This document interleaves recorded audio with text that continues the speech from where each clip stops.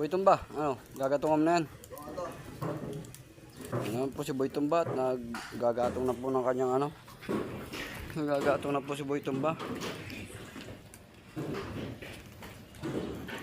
Boy Tumba, bantay mo kaya dyan sa loob kung ano. Baka lumaki ang apoy.